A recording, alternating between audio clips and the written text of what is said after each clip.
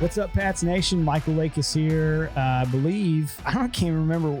We're a week past. We got caught up last week. I couldn't make it to the show, and so we had to kind of kick it out a week. What is this? Is this episode 5? I think this is episode. Am I right about that, fellas? Who's counting? Who's counting? Oh, we're counting a lot after watching what the Patriots have been putting on the field for the past 6 weeks. So I believe, this is episode 5. Patriots, Pat's Tailgate Party Podcast. My name is Michael Lakis, here today with my brother and my dad, Andrew Lakis and Doug Lakis. Fellas, how you doing today? Hi, Mike. Hope you're feeling better this week. Yep. Feeling better for sure. Although the Patriots aren't really helping with that. I got to be honest with you. Patriots, Red Sox, Celtics, Bruins. Yeah. I'm good, man. Good. Happy to be with you guys and be back on it after having a week off, but here we are. Yeah, we're back. And Andrew, to your point, we are recording a day after all 3 Boston sports teams lose, Bruins, Celtics, Red Sox. The Red Sox have lost 2 straight to the Astros and are now on the brink of I was about to say extinction, brink of elimination. They're endangered species right now. I'll tell you that. Oh, that's for sure. But it's good to be here. This is a Patriots fans podcast from our perspective and your perspective, but it was a pretty dismal night in Boston sports last night. I got to be honest with you. Let's kick right into it. We got a little bit of time today. Last week, we again couldn't do the show. If we would have been able to do the show, you would have known that the Patriots beat the Houston Texans 25-22. Late game heroics in Houston. I was actually at the game. I live in the Austin area, and we traveled over to go to the game. It was cool stadium, by the way, really cool stadium, but wow. Defensively, especially early on in that game, they made Chris Moore, a practice squad player, look like Jerry Rice, and it was really frustrating until late in the game when we finally saw a win. And then that's pretty much all. Unless you guys have anything about the Houston game, it was a win. It was pretty ugly early on, but I know it's been a couple weeks. Any takeaways before we get into what we saw last week against Dallas? They won the game. That's about all I could say. Yeah, and that's important at this point. So, yeah, I think from a fan perspective, it just same old. Even though they won, I was happy they won. Watching the fumble on the goal line with Damian Harris and letting guys run down for 65-yard touchdown passes and Mac trying to do a little too much and put too much on his shoulders. It just was another one of those weeks where you're like, oh, okay, the rebuild is going to be, I forgot what it's like to be the fan of a rebuilding team, but here we are. Yeah. Ooh. The funny part about that comment though, is that when I think of a rebuilding team, I generally think of like a young team that's inexperienced. And when I look at this Patriots roster, I don't see a lot of youth. So I don't know how to We talked about that, Mike and I, this Monday when you called me, Mike, your event session. But if this is rebuilding, all the linebackers are 31 years old. I don't. So I don't see any young guys on the horizon. But yeah, no, look, you're right. Literally, Let's move on from Houston. Your dad, I think it was a good point. They got to win. Andrew, your takeaway is really good. Tried to do too much. We saw some semblance of the offense coming on a little bit in Houston, which was good. The defense still can be very frustrating, but I want to fast forward. And you're right, Dad. We had a good venting session on Monday when it comes to this Dallas game. I just got to tell you, we'll get into the game or whatever, but here's the ththing. It wasn't even about Dallas. And I told you this on Sunday night, Andrew. You were in a bad place when I called on Sunday night, by the way. You were just in a real monotone, like it was crazy talking to you that night. But this team should be 4-2. I'm not even okay, let's say they lose to Dallas. Dallas is more talented. They pretty much dominated the whole game. Mike McCarthy kept shooting himself in the foot. They should have probably won by 35, but they didn't. And so the Patriots had a chance to win the game, lost in overtime. We've all seen it. We all know it. But I still get mad about the Miami game when you're and being 0-4 at home and not being able to stop Tua. which, by the way, is going to be the least of our problems if the Dolphins complete a trade for Watson this week, because then it opens up a whole new can of worms, which we can talk about. But this team, you get a stop against the Dolphins, maybe get a stop against the Saints. Don't fumble the ball late against the Dolphins. What else am I missing? Yeah, you beat the Jets, which they should do this week also. Tampa, don't kick a field goal. Get a first down. Go beat Brady on his there's so many, that's the irritating thing to me about this team is that they should be 4-2, and yet teams keep handing them games and they keep puking it away. Well, there's a common theme here, though. You go back to Miami, fumble going in to win. Tampa, fumble deep in the Tampa end when they get no points. There's a pick six Sunday against Dallas when they were ahead and trying to run out the clock. I like that play call though. A great play call. Bad execution. Yeah, correct. I mean, but never mind that if Aguilar catches the ball, he may score on the slant that he dropped. Oh, but the common theme is they're making mistakes they haven't made. Normally, in the past, if the teams played like Dallas and Tampa did, the Patriots win the thing going away. So that's Yeah, but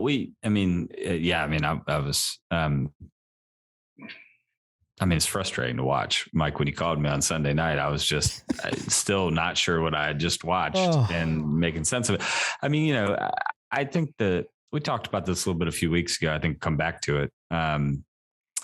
It's time to just reset expectations, and you almost have to take the Patriots brand off and do like a blind reset where it's like, because if not, you're going to keep comparing them to teams of the past. You're going to say, well, when teams come in, we normally do. And this just, they're not good.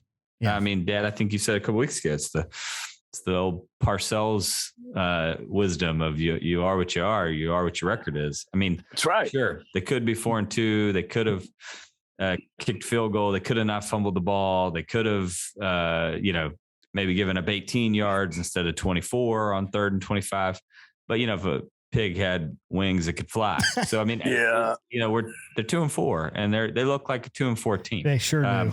And I'll tell you what, the defense in particular might look like a 1-5 or an 0-6 team because they don't make plays when they need plays. Well, I was about to say, so you bring up a couple good points, Andrew. First of all, we're big fans of Jim Mora on this show. And if you haven't seen it, there's one that, you've seen Diddley Poo and you've seen playoffs, but there's one Jim Mora that's really good that I sent to you guys the other day, which is the woulda, coulda, shoulda quote when he's talking about the Saints and he's going, woulda, coulda, shoulda. Good teams don't have to worry about that.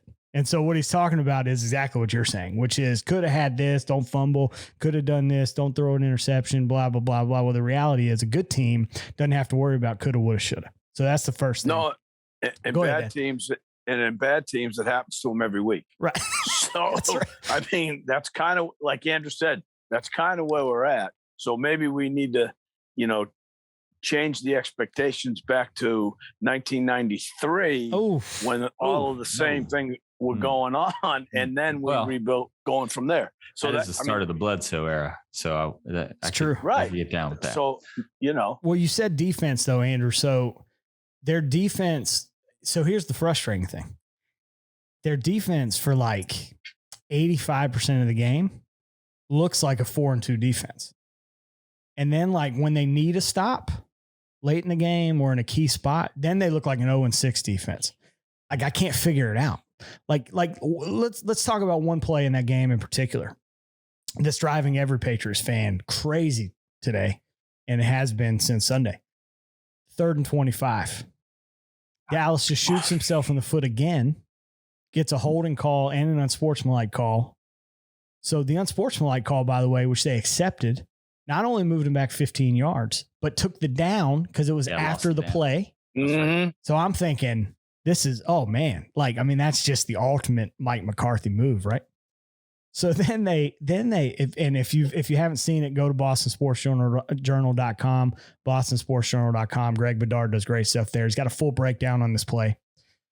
I don't know what they cover were in. one robber. Cover baby. one robber. Cover That's one what he robber. said. He said they were in cover one robber, which, by the way, if you're going to run cover one robber, maybe blitz more than or rush more than 2 people. I don't know, because you got guys in tight man coverage, and it broke down in the back end, but they had Judon and who else? I can't remember who was on the edge. I don't know if it was Uche. Adrian Phillips. Was it Adrian Phillips? Adrian Phillips, because that was the point in the game when we decided to take away the flat pass to Zeke and Pollard.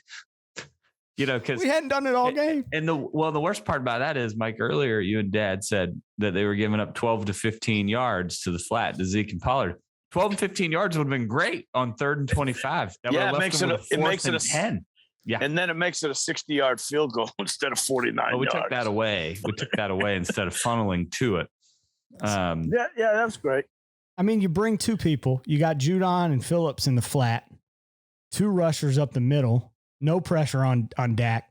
And then you run. And by the way, let's be clear. The offensive play was a great call from Dallas. I mean, it was a beautiful call from Dallas to get Lamb, who they hadn't guarded all game, on an in-cutting route.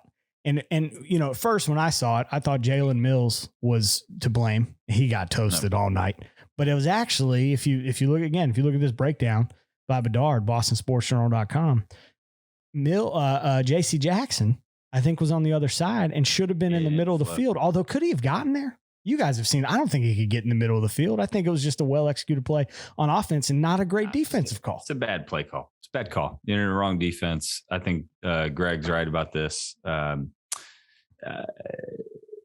and 25, you're playing cover 3 or cover 4 at sticks. You're letting anything get completed in front of you, and you're swarming the ball and tackling. Like, the one thing you can't do is give up a touchdown. And they were just in the wrong coverage. Like, they're in the wrong coverage. They should have brought pressure. And they should have brought pressure. Talk about happening every week. I mean, there's 3 or 4 big plays defensively every week where they're in the wrong coverage. I mean, at some point, somebody's got to be held to account for that.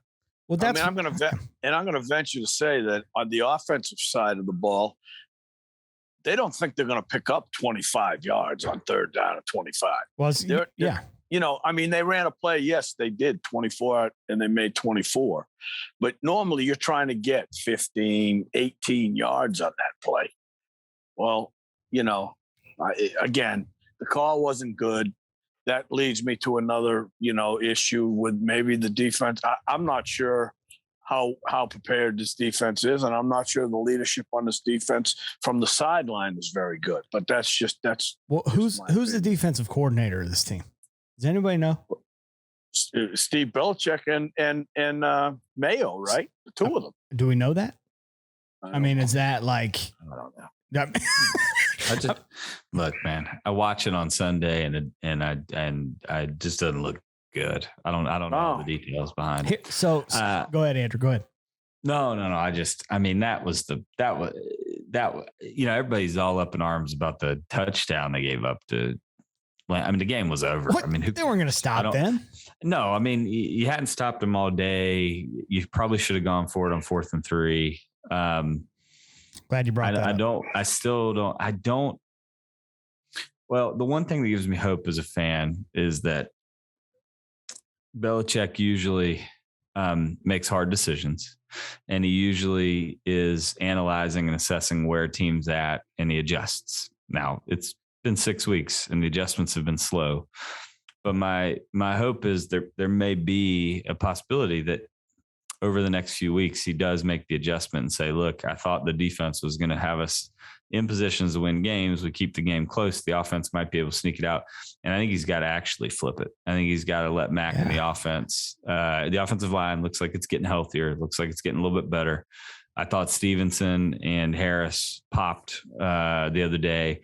And the receivers are getting open, more open than they were before. I think we got to stop playing this like 80. It's like the 90. Was it 89 Bills Giants defensive game plan where it's like, let's slow down the K gun and hope that Scott Norwood misses a field goal at the end. Like I think the NFL's changed a little bit. We need more offensive possessions. Well, go ahead. Yeah, go ahead. I will say that I really thought the offense made strides on Sunday. I mean, They came out in the first two, in 7 plays, they scored 2 touchdowns. Now they hit a wall in between there, but then they came out in early fourth quarter and had a great drive on the ground all the way, scored a touchdown. Ran it down their throat. If you're coming away with anything as a Patriots fan, if you get over the bitter taste of how that game ended and the fact you're sitting at 2-4, the one thing that I still get excited about has popped up and it's family friendly podcast. So I'm going to say guts, but the guts Mac Jones showed after throwing a pick 6 and coming right back out and with the swagger, completing that pass and Kendrick Bourne taking the house. I mean, I can get excited about that because for all the talk about maybe Mac's not where he needs to be, he's not carrying the team, and get out of here with that. Yeah. Well, who's saying that? They have found a stud at quarterback and he's going to only keep getting better. Yeah. Wait a minute. So I saw this in some of the comments on BSJ, people like talking about Mac, and I'm going, wait a minute. I think Laura, one of the members of BSJ, said, if anybody thinks Mac is to blame for this, they're morons. Like, I think that's what she said, which is exactly right. Like, the kid is a stud and he plays and he has just guts galore. Like you said, he's lucky he's still in one piece. Well, yeah, because we almost saw his guts on that blitz. That ball. Randy Gregory around the edge. Oof. But to my point, though, I thought the offense made strides on Sunday. Mac being a big part of that, of course, and Harris, he's legit now. Yeah, he's good. I'm going to tell you one other thing I'm going to say that is controversial. And I don't know what the heck's going on around the team. I actually think this is going to sound crazy. I think they got to get N'Keal Harry more involved. That back shoulder fade that he tried to throw to Aguilar's never going to catch that pass. Man. That's not his game. If they had Harry out there, and the whole point of a back shoulder fade, by the way, is that they know what's coming and you're just going to go get the ball. Who cares if they know what's coming there? He's 6'4" and they throw it, but they use him as a tight end right now. I don't know if y'all have noticed, but they have him in the game when they're going to run. I don't get it. Yeah, I don't understand it either. Although I've told you all year, I don't understand their personnel decisions. I haven't been able to piece it yet again on Sunday. We see a team that is subbing in and out personnel and doesn't always have their best players on the field in big situations. And I don't really understand it. I'm glad you brought up, I want to go back a minute, Andrew. I'm glad you brought up the 4th and 3 in overtime. So I'm literally watching this game with Addie, big Cowboys fan, Addie is. And she's like, from the Cowboys colored lenses, she's like, this is the most frustrating game in the world. We should be dominating this game. And I'm thinking, yep, I can see how that's frustrating. So we get the ball in overtime. And I told her, I said, that's okay. I said, literally before the possession, I said, that's okay. I said, that probably works out in Dallas's favor. She said, what are you talking about? Patriots get the ball. I said, nah, we'll go 3 and out. We'll punt it right to you. And then the minute we punt it to you, we won't stop you. I said, we won't go for it. And she's like, no, it's crazy. But so the minute it's 4th and 3 and they go to punt, I looked at her. I said, I told you. I said, and we're not getting the ball back. I said, because this is the same thing they did against Tampa, which was a bad play call, kicking the long field goal in the rain. And then they do the same thing on 4th and 3. It's, Dad, you said it on Monday. It's the same thing that happened to the Chiefs in the 2018 AFC Championship game, which is the minute the Patriots got the ball in that game, Mahomes and company knew they were not getting the ball back. But Belichick's so conservative right now that it's killing the team. And what I was going to say was, this is totally uncharacteristic of Belichick, because in the past, 4th down, I mean, he goes for it on 4th down. He didn't give Peyton Manning the ball back in 2009 when it was 4th and 3 because he knew they were going to go down and win. Why couldn't you do the same thing? And then the Bills, I give the guy credit. They go for the ball. They can tie the game with a field goal, and he goes for it inside the 10 on 4th down. It was nice to watch Josh Allen puke himself, though, and slip a slow. I don't have any cartoon sound effects. I get that, but my point is that from a coaching standpoint, he's trying to win the game. Sure, you play to win. I mean, I don't know. Or you coach to win the game. Tough. I mean, that's always a tough. I don't. Well, you think they should have punted? No, I just think that idea of like play to win the game's tough because you can also win a game on defense and special teams. I mean, it is. something does seem off about Belichick's feel for this team right now. Like that I think is the thing. That's a great point. That is the thing that just seems different, honestly. Different, the talent is the talent. The melding of the new pieces is the melding of the new pieces. They're clearly missing the swagger and kind of the clutch plays of the past. But I think the biggest thing stands out to me is that Belichick used to be able to dial the right thing at the right time, even when it didn't work. He kind of knew what was happening. He knew when to take a risk, when not to take a risk. And last year and this year, both years, I don't know. I mean, I don't understand what his strategy is, but he does not seem to be adjusting as he watches it play out on the field. Yeah. And I think well that's alarming. Yeah, it's real alarming. And I actually, maybe that gives me more cause for concern than any of the player execution. I mean, I don't know. That's a great point, Andrew. And if you watch the game on Sunday, and they always zoom in on Belichick, the cameras do, he almost has that look of confusion many times on the sideline. And that's not, what Patriots fans are used to all these years. And to expound on that just a little bit, Mike, that piece you sent on Edelman the other day. Yep. I mean, he hits the nail on the head, right? There are guys in that locker room that know the Patriot way. I mean, right. whatever that is. But they've played there for quite a while. They know the Patriot way. So I don't buy the fact that it's all about these new guys. It's all about, I mean, there's a core of guys in that locker room that know what's up. Yeah. And I don't quite know where it's getting lost, but Edelman was great, by the way. Told him, Bill told him, we'll keep it family friendly, but Bill told him, hey, don't be a homer. If you want to MF us. He said, well, I'm MFing you, Bill. And he said, speaking of which, go ahead. I didn't mean to cut you off. I just have a fan rant. No. I thought it was great. I thought it was great. And by the way, I'm going to ask Andrew, I'm going to let you get to your rant, but I want to pose this question too. And just think about it. Well, I will think about it while you're on the rant.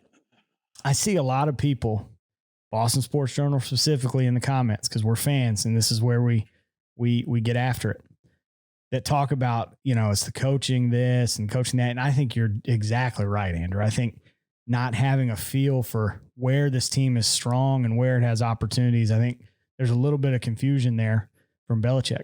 I also think that maybe, and this is frustrating to me, that this team has done such a poor job in drafting, such a poor job managing the cap, such a poor job managing their talent, that they had to spend billions of dollars last year in the offseason to get mediocre talent.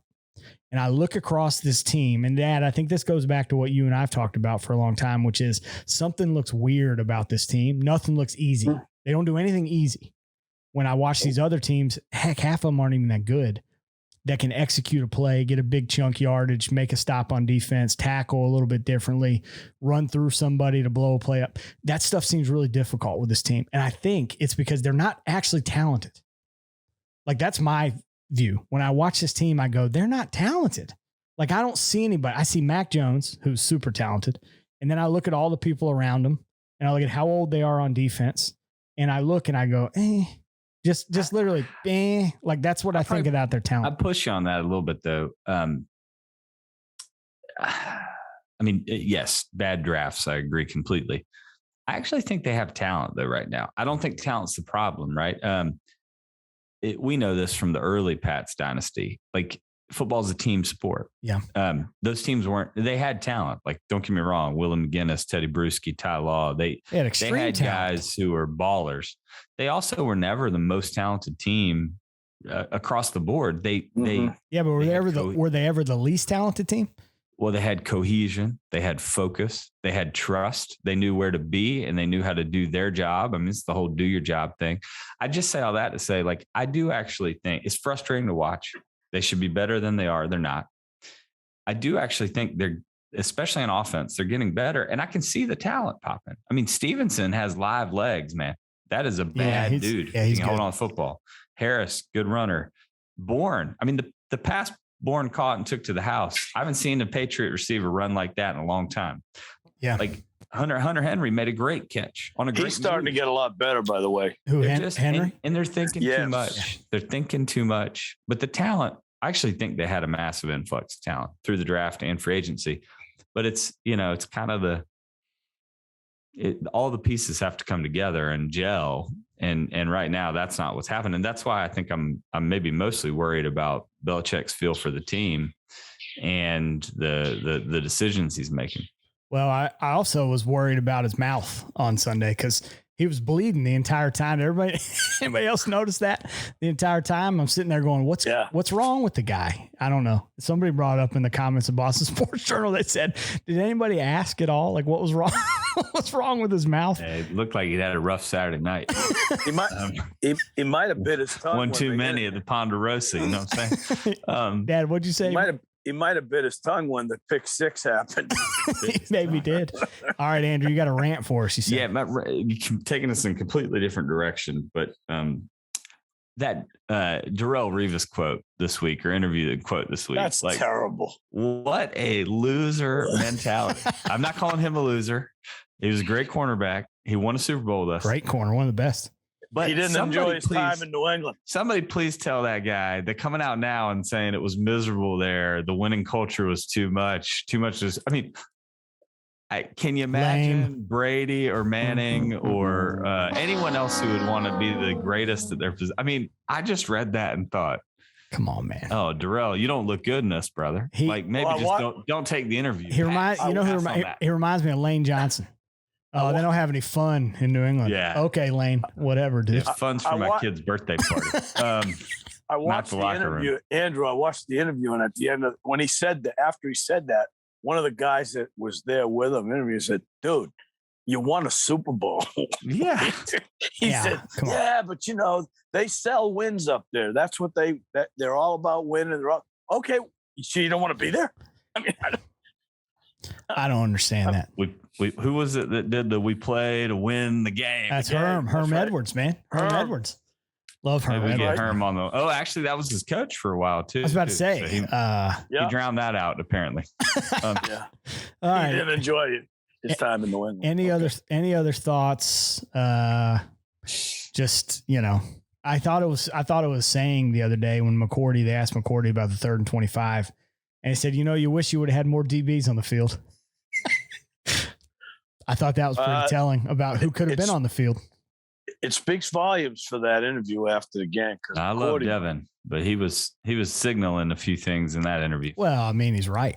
I mean, he was. I mean, I'm not saying Gilmore would have been active, but if you pay him earlier in the year and you have your best defensive player on the field, then he's probably active. Like he wasn't active because he was on the PUP list or whatever, but he might be active if you actually pay him so he can get back out on the field. I mean, I think this week, isn't he coming off and he's starting for the Panthers this week? He's practicing right now. Right. So I don't want to hear it. I mean, that means we get to see him. We get to see him in 2 weeks. Wonderful. By the way, let me ask you. I'm glad. I'm sure Aguilar is going to be able to make some moves there. Dan. Yeah. Andrew, do me a favor. Pull your schedule up here. You told me the other night you saw 11 wins on this team. I think we should go through the remaining schedule as we wrap up here. I think this is a great idea and more exciting than talking about the Jets. I got to be honest. I don't care anything about the Jets. Seeing as how the Jets are responsible for three of the 6 post Brady wins. Yeah. All right. So we got Jets this Sunday. That's a win. All right. So what does that get us to? 3 and 4. All right. Let's tally it. Dad, help me tally it. 3 and 4. We're at the Chargers on Halloween. Oof. We shut the Chargers out last year with Cam and the squad. What do you think? Yeah. Chargers are different. Justin Herbert's the real freaking deal, man. It might be. Now. I mean, how are we going to go? Let me ask you this question. No Gilmore, because if you have Gilmore, you can shut down Keenan Allen and Mike Williams. You can't do that with one of, J.C. Jackson alone. Yeah. How do they shut them down? I could be wrong. All right. We'll call the Jets a win. We'll say we'll lean Chargers. I don't think that's a for sure lost, but I don't think that's a win either. 3-5 so far. 3-5. All right, keep going. At the Panthers. Okay. I actually think the Patriots can win that game. Well, Yeah, they give Darnold a lot of trouble. Obviously, you remember the seeing Darnold gives ghosts. himself a lot of trouble putting on his shoes in the morning. Well, Rule came out this week and said he sent a message to Darnold. You're not playing as well as you need to. Okay. All right. Well, so all right, let's call that a win. Yeah, we'll call that a win. 4-6. 4-5, right? 4-5. Okay. We host the Browns. Okay. Colt McCoy playing for the Browns? I hope not. I don't know. I think we win that game too. Keenan Allen. I mean, wait a minute. You think we beat the Browns? No, it's Case Keenum. I think we can beat the Browns. I mean, this is what I was trying to say to you, though, was that I don't think we're going to win 11 games, but the path is there if they can get their act together. Keep going. Let's go. At the Falcons, that's a win. All right. So hold on a minute. Where are we at now? 6-5? Yeah. Yep. Okay. 6-5 with the Falcons. Oof. Then noon kickoff with the the Titans. Titans. King Henry. No, at home. Oh, is it at home? Okay. Which means we'll lose. King Henry will run for 400 yards on that defense. He'll still be running on Monday morning. Actually, great. Great leverage play. Don't play King Henry. They're not going to be able to. Tannehill will throw for 400 yards to Julio Jones and AJ Brown. So that's a loss. So what does that put us at 6-6? Yeah. Yep. At the Bills. So here, this is interesting because you think the Bills are bad. I don't think they're bad. Come on now. I think that they've had their tires pumped a little too much. I honestly could see the Patriots splitting with the Bills. Yeah, to be honest. We'll say they lose the one at Buffalo. That puts us at 6-7. Okay. Colts at Colts. That's a game we should win, but seems like a sneaky game that we probably won't. Correct. It's a sneaky game, but I like if Matt keeps progressing the way he is and the offensive line settles, like I like our chances against Carson Wentz. All right. 7-7. We win the next one against the Bills. 8-7. I think we split. Jaguars at home. If we lose that game, 9-7. And then the Dolphins in Miami, which is a house of horrors. Against Deshaun Watson. No. Even if they get Watson, he's not playing this year. I mean, that's not going to be Deshaun Watson. No, he got too much going on. Yeah, Deshaun's got some things he's got to focus on right now. A little bit. 10 so what's that? 10-7. That makes playoffs. That's what I'm trying to tell you. That's a wild card. 10-7 makes the playoffs. Yeah, 10-7 makes playoffs. Have you seen the AFC? They get pounded by the NFC every week. Yeah, except for Seattle when we need them to beat Pittsburgh. Well, Geno Smith was the quarterback. Okay. Well, and they almost lost in overtime. Still, it would have been great. Dad, do you think 10-7 makes the playoffs? I think they got a chance at 10-7 to make playoffs. Yeah, but the thing is, and like you say, the Steelers now all of a sudden they're over 500. Ravens are good.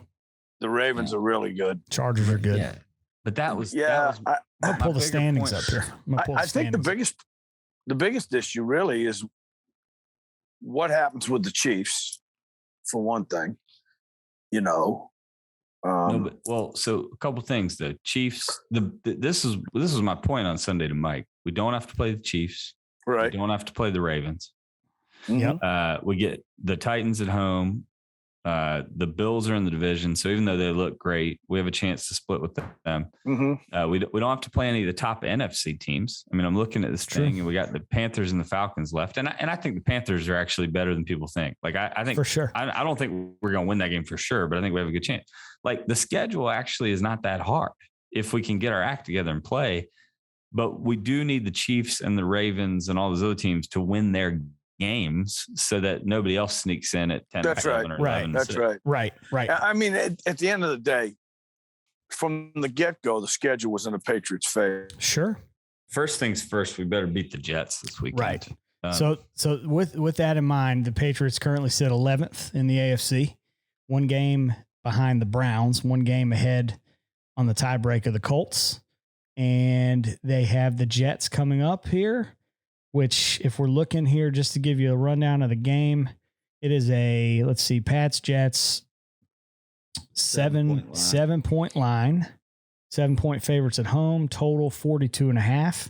predictions here. We got a couple more minutes before we got to get off. Predictions here before we jump off and get ready for a big game on Sunday. Andrew, prediction?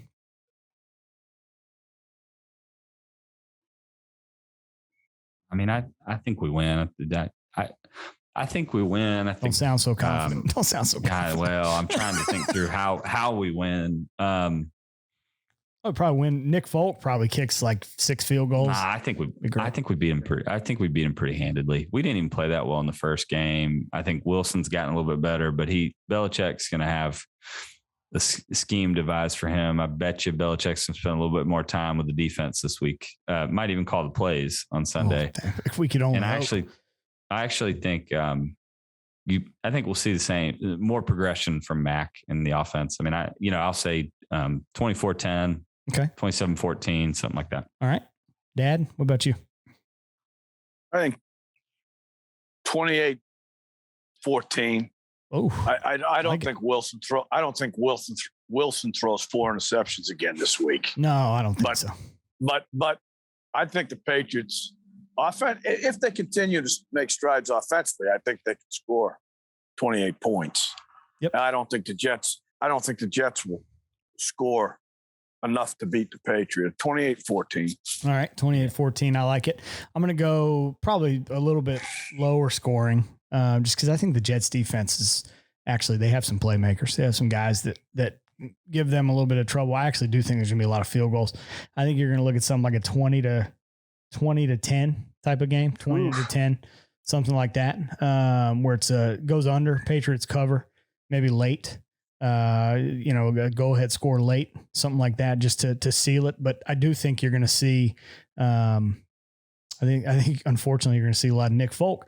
Hopefully I'm wrong. Hopefully they come in and dominate, but we'll see on Sunday. And guys, any final thoughts before we get out of here? No, like I said, it's Andrew hit it on the head. Rewrite the expectations, and every Sunday I'm going to sit there and watch them. Me too. And I think the offense, I do think they're getting better defensively. Like Andrew said, I hope Belichick does, put his, print on the defense a little bit more than he's been doing. Yep. I think they're going to be better. I do. I think they're going to get better as they go. All right, Andrew, final thoughts, about a minute left. Yeah. I mean, I think, I say they can get to 10-7. I don't think they are going to get to 10-7. I think we're probably looking at a rebuild year and a chance for guys to get better. So what I'm trying to do is reset and just each week watch for that progress. Right. I think I'm excited about Mac. I think turning it on every Sunday and seeing what Mac can do is probably what I'll be looking for on Sunday too. Does he get better? Does he make some plays? Awesome. All right, guys. Well, hey, that was episode 5. Sorry about the week off, but we'll be back week to week moving forward. Enjoy the game on Sunday and go Pats. We'll see you next time.